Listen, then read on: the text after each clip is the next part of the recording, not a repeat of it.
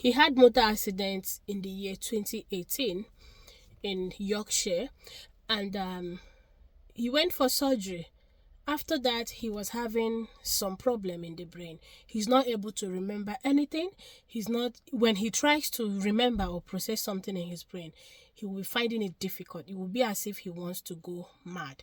So he was, after the surgery and everything, he was admitted into a rehabilitation center where the carers will have to take care of him while he recover. So according to him, he said he had terrible experience in that rehabilitation center. So he said the caregivers that was working there, he was not quite sure the the care plan they have. He was not sure what they think that was wrong with him. Maybe they thought he has got dementia, because sometimes when he tried to talk, he mixed his words. He will not remember anything. He will just start crying. So they felt, according to him, he said maybe they feel he has got dementia, but he don't have dementia. He said sometimes he will know himself, know where he is. Sometimes he will not remember himself. So those caregivers treated him so badly.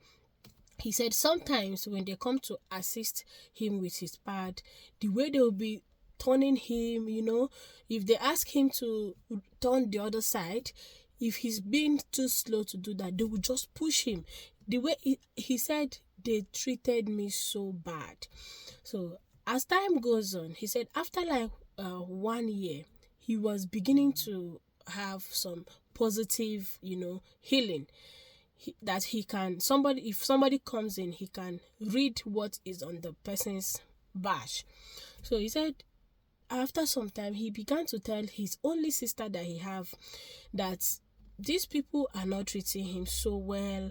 The sister felt it was one of those things that was going through with him, but after some time, they agreed to keep a cell phone for him.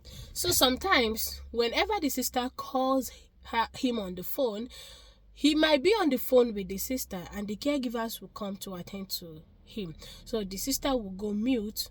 Him too will mute his own environment, because he has recovered to that level.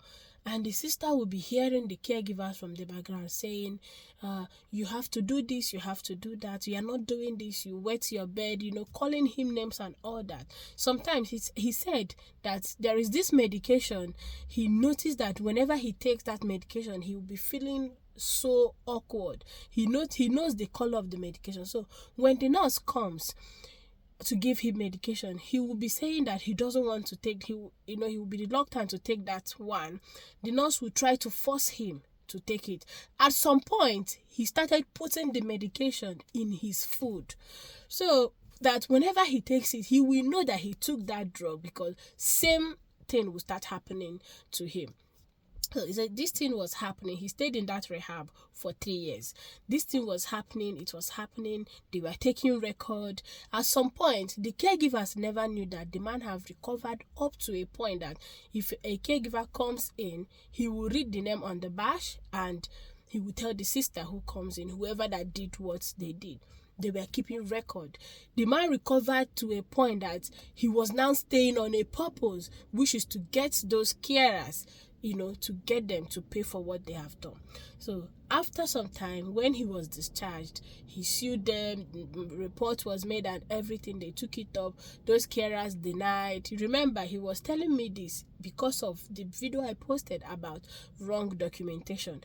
Because the man said when the manager comes in the morning to go around, he will be telling him, I don't want to call his name, Mister, you are doing well, your records is showing that you are taking your medication, you are eating well, but the manager did not know what is going on. So these caregivers will go and document something very nice, things they do, things they did not do, even the ones he refused, they will document something very nice without knowing that opposite was happening. So when everything, they had to brought them for investigation and all that, the sisters had all the evidences, they have all the recordings, the voice record, everything. They had their evidences, and 3 of those staff, he said finally 5 of them were suspended, that they can never for any reason in this life work with a human being. They cannot work in the hospital, they can't work in care home, anywhere that you can take care of people. They can no longer do it. They were suspended. They go to prison for it. He said they went behind bar for 1 year because of those abuse he suffered. And 3 of them were British, 2 were Caribbean. So the man, oh God, if he said, I came across your page, one of your videos that popped on my page, and he started going through my page, and he came up to a point where I posted a video warning people about wrong documentation, and he chatted me up.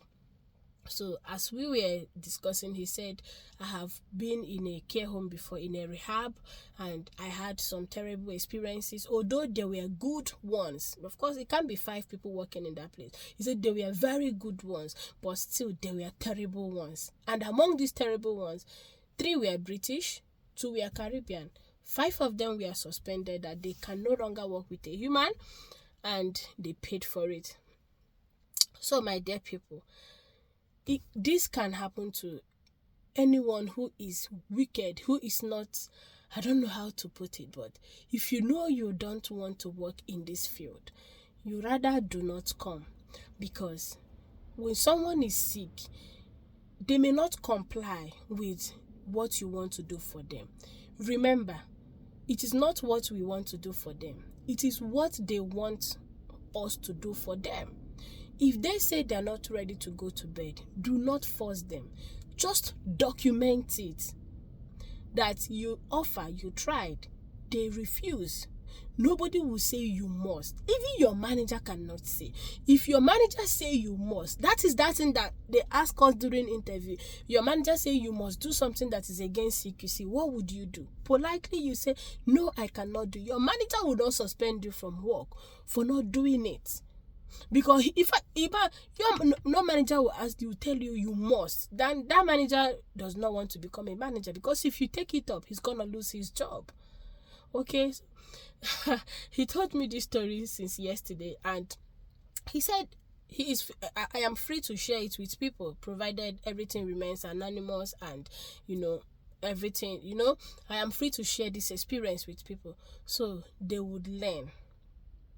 Now he is fine, going about, no more in York. He told me where he was staying with the sister and all that, but that was his experience. And he commend Kara that for that 3 years in that rehab, a lot of things was going on. He commend those that were patient with him until he recovered fully. But those 5 scapegoats were brought to book. This story here, it is well.